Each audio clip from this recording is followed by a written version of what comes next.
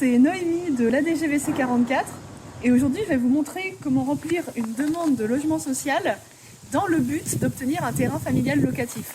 Alors ne paniquez pas en entendant logement social, ça ne veut pas dire qu'on va vous enfermer dans une grande tour de HLM. Simplement il faut que l'administration soit au courant que vous avez ce souhait d'obtenir un terrain familial locatif et pour ça il faut le lui faire connaître en remplissant donc ce formulaire de demande de logement social. Je vais vous montrer comment en précisant bien que ce que vous voulez c'est conserver votre habitat mobile et léger. Alors, première page. Donc d'abord, le premier cadre est indiqué réservé au service, donc ça veut dire que c'est l'administration qui le remplira, vous ne mettez rien. Ensuite, vous devez indiquer si c'est votre première demande ou bien si c'est un renouvellement ou une modification d'une demande que vous avez déjà faite. Puisqu'en effet, vous devrez renouveler votre demande tous les ans tant qu'elle n'aura pas abouti. Donc, si c'est votre première demande, vous n'avez pas de numéro unique d'enregistrement. Par contre, si c'est un renouvellement ou une modification, là vous en avez un et vous devez l'indiquer. Le renouvellement, c'est si ça fait 1 an que vous n'avez pas fait et dans ce cas-là, vous devez refaire. La modification, c'est si ça fait moins d'1 an que votre dernière demande a été faite, mais que quelque chose a changé dans votre demande, dans votre situation. Ensuite, vous indiquez vos coordonnées. Donc si vous êtes madame ou monsieur, votre nom, votre prénom, votre nom d'usage, si vous utilisez le nom de votre conjoint, votre date de naissance, votre nationalité, votre numéro de sécu, votre téléphone domicile ou professionnel si vous en avez un, sinon votre téléphone portable, votre adresse mail, et également si vous êtes accompagné dans vos démarches par une autre personne, une assistante sociale ou une association, vous pouvez indiquer le téléphone et ou l'adresse mail de cette personne ou de cette association pour qu'elle soit également tenue au courant de l'avancée de votre dossier. Donc là, c'est la suite des questions précédentes. Est-ce que vous acceptez d'être informé de l'avancée de votre demande par mail, oui ou non, par SMS, oui ou non? Si vous mettez non pour les deux, vous serez informé uniquement par courrier papier. Et aussi, est-ce que vous acceptez que la personne ou l'association qui vous aide reçoive ces mêmes informations? Vous avez intérêt à indiquer que oui, comme ça elle est tenue au courant aussi. Ensuite, l'adresse du logement où vous vivez actuellement. Alors, soit vous vivez actuellement sur déjà un terrain, mais le plus probable, si vous demandez un terrain familial locatif, c'est que c'est pas le cas, et que vous êtes soit en aire d'accueil, soit en stationnement illicite. Si vous êtes en aire d'accueil, vous pouvez indiquer éventuellement l'adresse de l'aire d'accueil et l'indiquer ici que c'est l'aire d'accueil de tel endroit.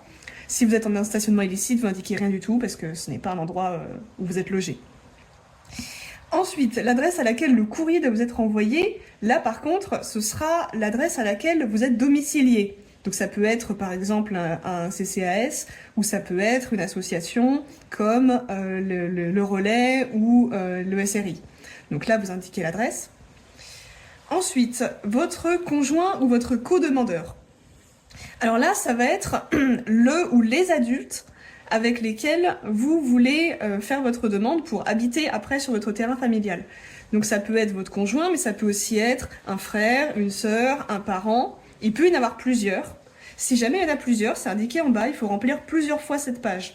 Vous indiquerez l'identité de chaque personne et vous ne remplirez pas ce qu'il y a au-dessus.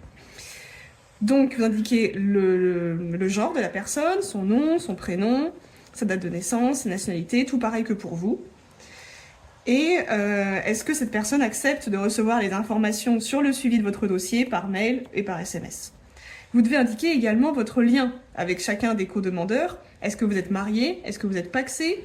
Est-ce que vous êtes concubin, c'est-à-dire que vous êtes en couple mais vous vivez ensemble sans être marié ni pacsé? Est-ce que c'est votre ascendant, c'est-à-dire votre parent? Est-ce que c'est votre descendant, c'est-à-dire votre enfant? Ou enfin votre fratrie, c'est-à-dire un frère ou une sœur? Page 3, vos colocataires. Alors là, la différence avec les co-demandeurs, c'est que chacun payera séparément. Donc, si c'est votre cas, vous indiquez des personnes. Sinon, si ce que vous voulez, c'est vivre en famille et donc payer tous ensemble, dans ce cas-là, ça ne vous concerne pas, vous ne le remplissez pas. Ensuite, vous devez indiquer le nombre de personnes en situation de handicap parmi les personnes qui habiteront avec vous sur le terrain familial que vous demandez. Donc là, vous indiquez, et vous en devrez ensuite, à la dernière page, on y reviendra, indiquer les informations sur le handicap et sur ce que ça implique en termes de logement. Ensuite, on passe aux personnes à charge, donc ça va être essentiellement vos enfants mineurs et qui n'ont pas encore leurs propres revenus. Donc là, vous indiquez si c'est sexe féminin ou masculin, leur nom, leur prénom, leur date de naissance et le lien de parenté qu'ils ont avec vous. Donc si c'est votre parent, si c'est un parent dépendant, votre enfant ou si c'est encore autre chose. Et vous l'indiquez autant de fois que nécessaire pour toutes les personnes à charge. On en a encore au dos, donc il peut y avoir jusqu'à 8. Et s'il y en a plus que 8, vous l'indiquerez sur une autre feuille complémentaire. Également, s'il y a une naissance attendue, donc si vous êtes enceinte ou si votre conjointe est enceinte, vous pouvez indiquer la date de naissance prévue. Donc là, ce sont les autres enfants. Là, c'est plutôt si vous êtes séparés de leur autre parent et qui vivent avec leur autre parent ou en garde alternée. Donc là, ce sera indiqué dans cette catégorie-là. Et vous devrez indiquer s'ils sont en garde alternée ou si vous avez un droit de visite et d'hébergement. Ensuite, votre situation professionnelle. Donc vous indiquez votre profession ou si vous n'en avez pas, vous indiquez sans profession. Donc ensuite, vous devez dire quel type de profession c'est. Est-ce que vous êtes salarié du privé, donc d'entreprise, agent de l'État, si vous êtes fonctionnaire de l'État, agent hospitalier, si vous travaillez en hôpital, de collectivité territoriale, à la mairie par exemple, si vous êtes étudiant, si vous êtes indépendant, c'est-à-dire que vous êtes à votre compte, donc si vous êtes par exemple entrepreneur, si vous avez votre activité, là vous serez indépendant. Chômage, si vous êtes indemnisé. Donc attention, si vous n'avez jamais travaillé, que vous ne touchez pas de chômage, vous n'indiquez pas chômage, vous indiquez autre situation et vous mettez sans profession. Et retraité, si vous avez travaillé et que vous êtes à la retraite. Ensuite, vous mettez la ville de votre lieu de travail, ou là où vous travaillez le plus, si jamais ça varie, le code postal de votre travail, le pays du lieu de travail. Et si vous êtes salarié d'une entreprise privée, dans ce cas-là, vous indiquez le numéro SIRET. Alors ça, pour le trouver, vous tapez sur Internet, sur votre moteur de recherche, numéro SIRET et le nom de votre entreprise. Normalement, vous le trouverez. Vous indiquez si vous êtes en CDD ou en intérim, et si vous avez connu une période de chômage de plus d'1 an, et si elle est terminée, vous indiquez depuis quand elle est terminée. Vous faites la même chose pour la situation professionnelle de votre conjoint et de votre co-demandeur, ou s'il y a plusieurs co-demandeurs, là aussi, vous remplissez plusieurs fois cette page-là. Alors, ensuite, la page 7, ça va être consacré à vos revenus et à ceux des personnes avec qui vous habiterez. Donc, pour la première partie, il faut que vous ayez votre avis d'imposition pour connaître votre revenu fiscal de référence. Ça va être le revenu fiscal de référence des années précédentes, donc de l'année -1, si vous l'avez, ou si vous ne l'avez pas reçu, dans ce cas, vous mettrez uniquement l'année -2, mais si vous avez celui de l'année précédente, vous mettez les deux. Donc, par exemple, là, on est en 2025. Dans tous les cas, vous mettez vos revenus de l'année 2023, et si vous avez ceux de l'année 2024, vous les indiquez. Vous les indiquez pour vous et votre conjoint, donc là vous ajoutez les deux, et pour votre co-demandeur, ou vos co-demandeurs s'il y en a plusieurs, donc là c'est par exemple si vous demandez à habiter avec un frère, une sœur ou un parent. Ensuite, les revenus mensuels, là ça va être vos revenus actuels. Donc, vous devez indiquer si vous percevez des ressources mensuelles, et si la réponse est oui, vous devez donner le détail. Donc, ça va être vos salaires, vos revenus d'activité si vous êtes un indépendant, pour vous, pour votre conjoint ou votre co-demandeur, et pour les autres personnes fiscalement à charge, par exemple si vous avez un enfant qui est encore à votre charge fiscalement, mais qui a eu des revenus parce qu'il a un petit peu travaillé.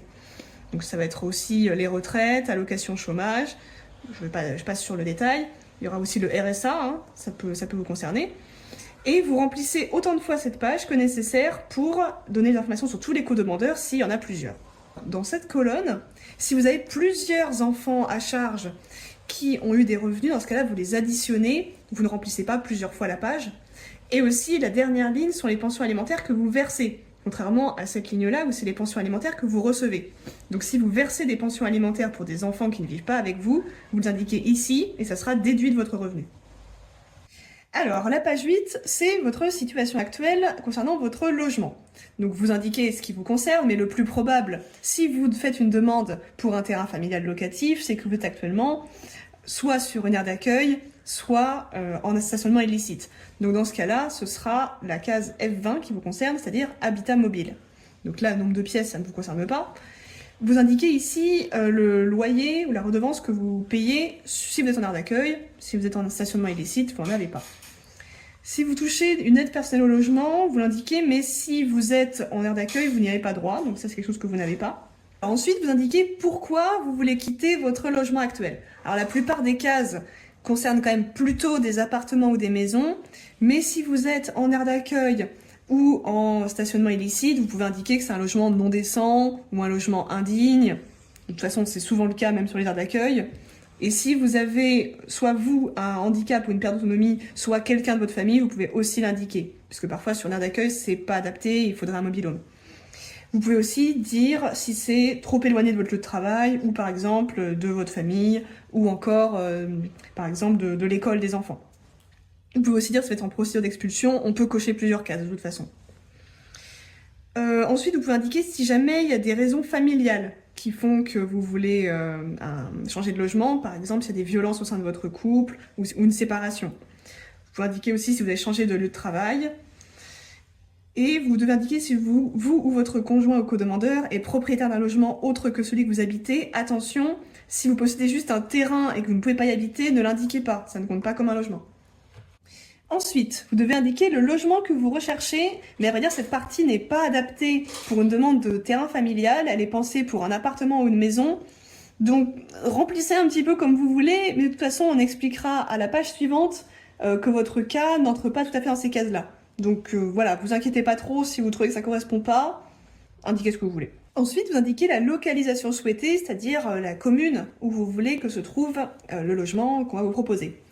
Donc là, vous pouvez faire des préférences. Donc vous indiquez en premier la commune que vous préférez, ensuite une autre, ensuite une autre. Donc à vous de trouver un équilibre pour ne pas trop limiter le champ de recherche, sinon on risque de rien vous proposer du tout. Dans tous les cas, vous avez intérêt à en indiquer plusieurs, et ensuite à cocher oui, pour dire que vous acceptez que votre demande soit élargie à d'autres villes proches. Dans tous les cas, on essaiera de vous proposer d'abord quelque chose qui correspond à vos premiers souhaits, et c'est seulement s'il n'y a pas qu'on vous proposera quelque chose sur des souhaits suivants ou en élargissant. Page 10, alors celle-ci, c'est les précisions complémentaires, et en fait c'est très important parce que c'est là l'endroit où vous allez pouvoir indiquer que vous êtes dans une situation particulière, puisque vous voulez garder un habitat mobile et léger. Donc c'est là que vous allez pouvoir dire que vous voulez un terrain familial qui permet de stationner des caravanes et d'indiquer combien. Donc là, vous écrivez, vous expliquez je souhaite un terrain familial et pouvoir y stationner tel nombre de caravanes ou tel nombre de mobil-homes. Si par exemple vous avez des personnes handicapées dans votre famille qui ont besoin d'un mobil-home et pas d'une caravane, ça va être là que vous allez pouvoir détailler votre projet et vos besoins. Donc là, explicitez bien pour que ça soit bien clair ce que vous cherchez et que vous ne cherchez pas un appartement par exemple. Et enfin, vous pouvez dire si vous voulez faire le renouvellement annuel, puisque comme on avait dit au début, c'est tous les ans qu'il faut renouveler votre demande, sur le site internet. Vous pouvez dire oui ou non. Si oui, vous recevrez un mail qui vous permettra de savoir que c'est le moment de renouveler et vous aurez juste à cliquer dessus. Enfin, vous datez et vous signez. Alors, les pages 11 et 12, donc ça c'est l'annexe pour les personnes handicapées. Donc si vous-même, votre conjoint, un de vos co-demandeurs, ou un parent ou un enfant qui fait partie de votre foyer a un handicap, vous l'indiquez ici. S'il y en a plusieurs, vous remplissez plusieurs fois cette page-là avec chaque personne. Si vous avez déjà un numéro d'enregistrement, puisque c'est dans ce cas-là un renouvellement de demande, vous l'indiquez ici. Si c'est la première demande, vous n'indiquez rien. Ici, vous donnez la date de naissance de la personne handicapée concernée et vous indiquez si son handicap a été reconnu officiellement par la Maison départementale des personnes handicapées, aussi appelée MDPH. Mais s'il n'y a pas eu de reconnaissance officielle, vous pouvez quand même expliquer en quoi consiste son handicap. Vous indiquez si vous êtes en contact régulier avec un travailleur social, une association. Si oui, vous indiquez les coordonnées de la personne avec laquelle vous êtes en contact. Et si vous avez élu domicile auprès de lui. Et ensuite, vous allez détailler le handicap, de quoi s'agit-il exactement. Donc, membre supérieur, donc c'est tout ce qui va être le haut du corps, les bras. Membre inférieur, c'est les jambes. Déficience auditive, donc si la personne a des problèmes d'audition. Déficience visuelle, si elle a des problèmes pour voir. Ou autre, dans ce cas-là, vous précisez de quoi il s'agit. Ici, vous détaillez les besoins techniques. Si la personne, par exemple, est en fauteuil roulant, ou si elle a besoin d'une canne, si elle a des difficultés à monter des marches, ou si elle a besoin de quelqu'un qui l'aide pour des gestes du quotidien. Et vous devez aussi indiquer si le handicap est stabilisé, c'est-à-dire qu'il n'évolue plus, ou alors s'il s'aggrave avec le temps. Ici, vous indiquez les caractéristiques du logement, en quoi elles sont impactées par ce handicap. Par exemple, est-ce qu'il y a besoin d'avoir une baignoire adaptée ou une douche adaptée? Bon, l'ascenseur, c'est un terrain familial, ça ne va pas forcément vous concerner. Sachant que plus vous demandez des choses spécifiques et plus ça va être compliqué de trouver un logement qui remplit ces critères-là. Donc c'est uniquement ce qui est vraiment nécessaire. Et si vous avez d'autres besoins qui ne correspondent pas aux cases précédentes, vous l'indiquez ici pour bien détailler de quoi vous avez besoin pour que cette personne puisse vivre dans des bonnes conditions. Donc une fois que vous avez rempli tout le formulaire, vous devez le déposer auprès d'un guichet, donc ça correspond aux bailleurs sociaux. On vous met la liste des guichets où vous pouvez le déposer sur la page consacrée à ce guide sur le site de la DGVC 44. Vous devez également joindre une photocopie de votre pièce d'identité pour que la demande soit validée.